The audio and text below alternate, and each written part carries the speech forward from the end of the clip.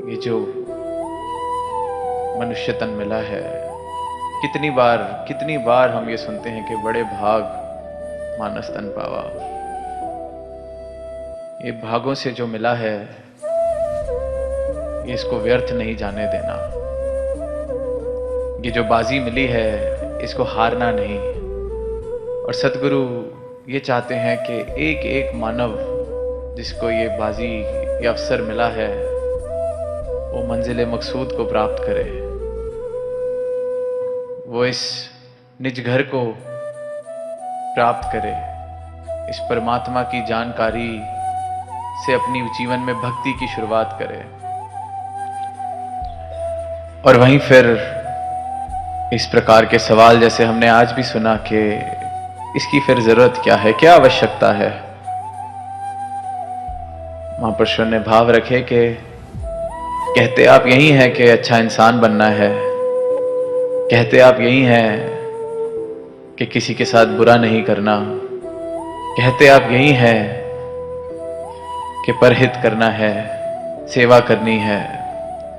हम सब कुछ कर लेते हैं, पर परमात्मा की इसमें क्या गुंजाइश, कहां से गुंजाइश आ गई? दुनिया का ये सवाल है। और ये सवाल भी बड़ा सही, क्योंकि जब तक किसी ने खुद गुड़ की मिठास को नहीं चखा, उसका सवाल तो बिल्कुल सही है कि क्या होती है मिठास, किसे कहा जाता है मिठास। ये क्या तुम गुड़ की बातें करते हो? और जो स्वाद ले रहा है, वो जितना भी प्रयास कर ले शब्दों से उसको बताने का, उस मिठास के बराबर तो उसके शब्द भी नहीं पहुंच सकते। तो वो प्रयास अपना जारी रखता है कि किसी तरह किसी दिन ये गुड़ को चखने के लिए राजी हो जाए, फिर ये शायद सवाल इसके जीवन से खत्म हो जाएगा कि किस लिए ये गुड़ क्या होता है, ये मिठास क्या होती है। तो वहीं कि ये क्या गुंजाइश है फिर परमात्मा की, क्यों जब करना ही ये है। तो वहीं फिर सदगुरु समझाते हैं कि एक तो है जीवन जीना जिसमें हम कर रहे हैं, किसी का भला करते हैं तो अपने आप को कर्ता भी समझते हैं, किसी के लिए कुछ अच्छा करते हैं तो खुद को कर्ता मान लेते हैं कि मैंने कुछ करा है किसी के लिए। और जब कर्ता मानते वक्त मैं कुछ करता हूं तो मेरे मन में एक्सपेक्टेशन जाहिर सी बात है पैदा भी होती है कि मैं इसके लिए कितना करता हूं, इसने आज तक मुझे ठीक से पूछा भी नहीं, मैं किस किस के लिए क्या क्या करता हूं, पर कोई मेरे लिए तो कुछ करता नहीं। तो सदगुरु बताते हैं कि जब ये सत्य को जब जाना जाता है तो कर्ता भाव खत्म होने की जगह, ये करते भाव की जगह परमात्मा ले लेता है। ये मेरा स्वभाव हो जाता है। जब इस सच को मैं प्राप्त कर लेता हूं तो अच्छा करना नहीं, जीवन अच्छा हो जाता है। मैं अब सिर्फ अच्छा करता नहीं, मैं अच्छा हो जाता हूं। मैं सिर्फ प्रेम करता नहीं, मैं प्रेम हो जाता हूं। हम सब ने वो पंक्तियां सुनी होंगी कि मृतक कहिए नानका जे प्रीत नहीं भगवंत, कि जिसके जीवन में इस भगवंत को लेके, इस परमात्मा की प्रीत नहीं है, उसको मृतक कहा जाए, मरा हुआ माना जाए। लाश बराबर है वो जीवन जिसमें परमात्मा नहीं बसा है। अब सुनने को तो लगता है कि ये कैसी बात की जा रही है। मैं चल फिर रहा हूं, सारे काम कर रहा हूं, दुनिया में इतना परोपकार कर रहा हूं, परमात्मा नहीं है मेरे जीवन में तो क्या, जिंदा तो मैं हूं। पर ये जो चलते फिरते जीवन की बात यहां नहीं की जा रही, यहां उस जीवन की बात की जा रही है जो हम सब प्राप्त कर सकते हैं। उस जीवन हारे को प्राप्त कर सकते हैं कि मैं ना मरूं मरी वो संसारा, अब मोहे मिले वो जीवन हारा। तो ये जब जीवन हारा मिल जाता है तो सही मायने में हम भी जीवित होते हैं। तब तक तो एक मशीन की तरह जीवन चल ही रहा है। और दास बिल्कुल भी ये नहीं कह रहा कि जो अच्छा सिर्फ कर रहे हैं वो करना बंद कर दें। जिनके जीवन में परमात्मा नहीं लेकिन वो अच्छाई कर रहे हैं तो उस अच्छाई की भी बहुत मुबारक बहुत अच्छा है, उसकी वजह से संसार में बड़े बड़े काम हो रहे हैं, लोग एक दूसरे की सहायता करते हैं, बहुत अच्छा है। पर फिर वहीं कि वो अधूरा है, उसको पूरा किया जा सकता है। मैं एक बीज की तरह इस दुनिया में आया हूं और मेरे अंदर भी पेड़ बनने की संभावना है। फल भी उगेंगे, फूल भी उगेंगे।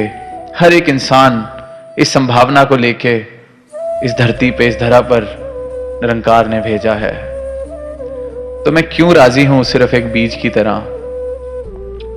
हाल ही में एक उदाहरण दास ने दिया कि सिर्फ कर्मों की अगर बात की जाए कि कर्म अच्छे हैं, वो बहुत मुबारक है, उसकी बहुत आवश्यकता है। वहीं हम देखते हैं कि कहीं किसी जगह को सजाना हो, स्टेज को भी हम देख रहे हैं सजाया हुआ है, फूल लगे हैं, तो ये असली फूलों की जगह कागज के फूल भी लग सकते थे। कागज के फूल भी सजावट का काम कर देते हैं। अच्छे कर्म सजावट का काम जरूर कर रहे हैं इस धरती पर, समाज में, पर वो कागज के हैं, मृतक हैं। तो बिना परमात्मा के जो जीवन है वो बेशक अच्छाई कर रहा हो, वो मृतक कागज का जरूर है। तो जब हम सब असली फूल बन सकते हैं तो हम कागज के फूल बन के क्यों राजी रहना चाहते हैं? क्यों ऐसा जीवन बिताना चाहते हैं जिसमें कोई रस ही नहीं? और इस उदाहरण से दास को एक कहानी याद आती है कि एक बार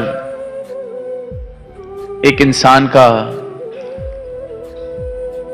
मन आया कि बड़ा ही एक प्रसिद्ध गुरु है हमारे गांव में, सब बड़े उसकी तारीफ करते हैं। अब वो चाहता था उसका शिष्य बनना, पर सोचता था कि मैं कैसे मानूं कि ये गुरु हैं, मैं कैसे इनका शिष्य बनूं। तो वो सोचता है, जाता है उनके पास कि क्या आप मेरे एक सवाल का जवाब देंगे तो मैं आपके चरणों में अपना शीश झुकाता हूं। गुरु वैसे तो कहता है कि मुझे तो इस बात से कोई फर्क नहीं पड़ता कि तुम शीश झुकाओ कि नहीं, पर तुम्हारे जीवन में किसी सवाल का जवाब देके अगर कोई फर्क आ सकता है तो मैं प्रयास जरूर करूंगा। तो वो कहता है कि आपको सब गुरु मानते हैं, तो मैं आपको एक सवाल कह लीजिए, एक टेस्ट कह लीजिए, आप उसका अगर निवारण कर देंगे तो मैं मान जाऊंगा कि मैं आपके चरणों में आ सकता हूं। वो फिर कहते हैं कि मुझे इस बात से कोई फर्क नहीं पड़ता कि कोई मेरे चरणों में आता है कि नहीं, पर आइए आपकी बात को पूरा करने की कोशिश करते हैं। तो वो उसको एक कमरे में लेके जाता है और दूर खड़ा कर देता है गुरु को। वो कहता है, वो देखिए सामने 2 फूल रखे हैं, देखने में वो फूल बिल्कुल एक जैसे, रंग भी एक जैसा, सब कुछ एक जैसा। तो कहता है कि इसमें से एक नकली है और एक असली है। अब बिना छुए इतनी दूरी से बता दें कि कौन सा असली है और कौन सा नकली।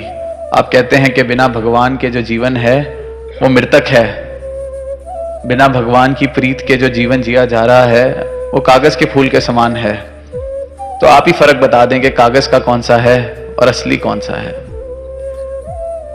तो गुरु मुस्कुराते हैं, 2 मिनट सहजता से खड़े होते हैं और कहते हैं, ठीक है मैं यहीं खड़ा रहता हूं, पर आप एक काम कर दीजिए, इस कमरे की सारी खिड़कियां खोल दीजिए, मैं यहीं खड़ा रहूंगा और अभी आपको खुद ही पता चल जाएगा कि कौन सा फूल असली है और कौन सा नकली। वो खोलता है और कुछ ही मिनटों में मक्खियां, मधुमक्खियां सब आके असली फूल पर बैठ जाती हैं, क्योंकि रस तो असली फूल में ही है। कागज का फूल जितनी मर्जी सुंदरता बढ़ाने की कोशिश कर ले, पर रहेगा तो कागज का ही।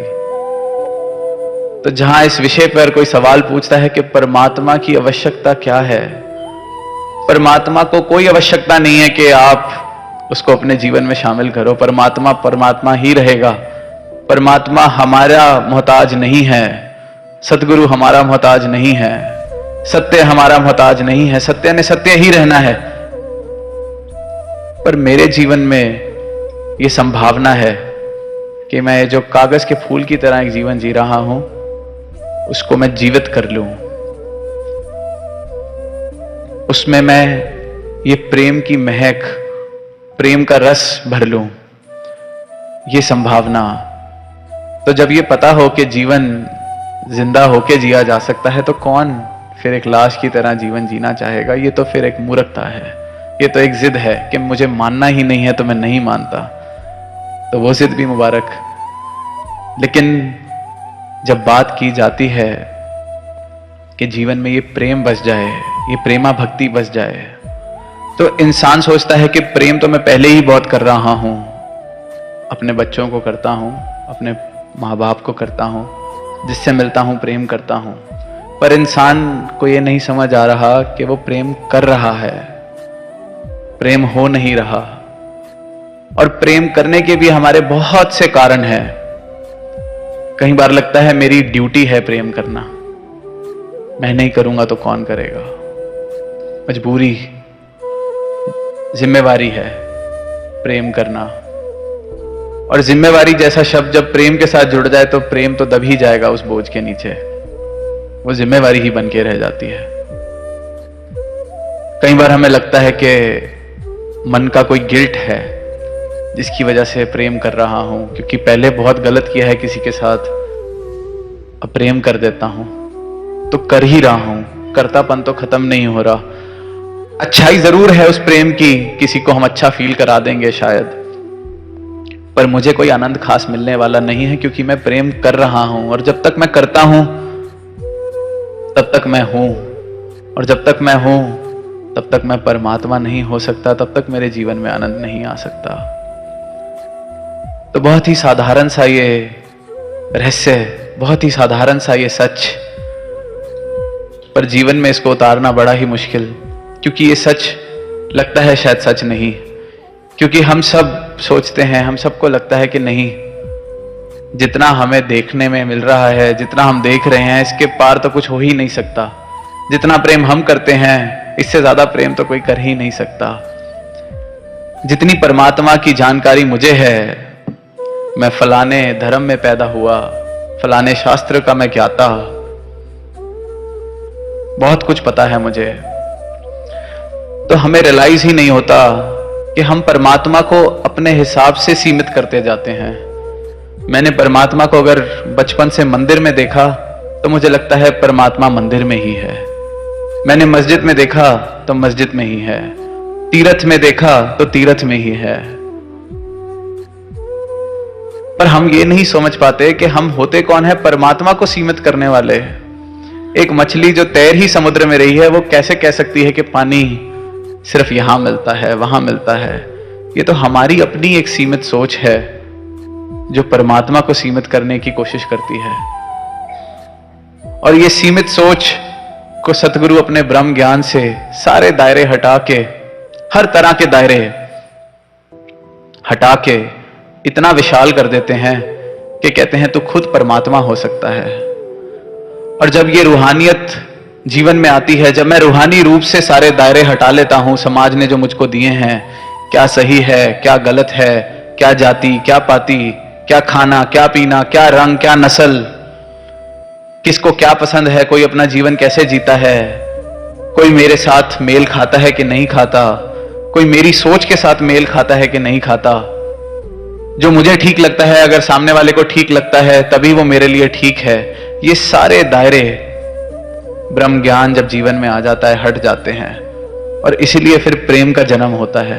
क्योंकि इन सब की वजह से ही तो प्रेम मैं कर नहीं पा रहा, प्रेम मैं हो नहीं पा रहा। और जब ये दायरे हट जाते हैं, जब ये सही गलत के फासले मिट जाते हैं, जब मुझे समझ आ जाता है कि मैं ना ये सही हूं ना मैं ये गलत हूं, ये सब तो मुझे जहां मैं पैदा हुआ उस विचारधारा ने वैसा बना दिया।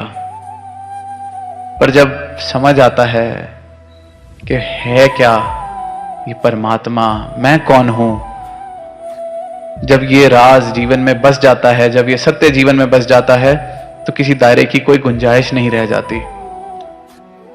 क्योंकि लगता है कि ये बूंद निमानी जो हम बोलते हैं कितनी बार, वो सागर होके कैसे फिर किसी सीमा में बन सकती है।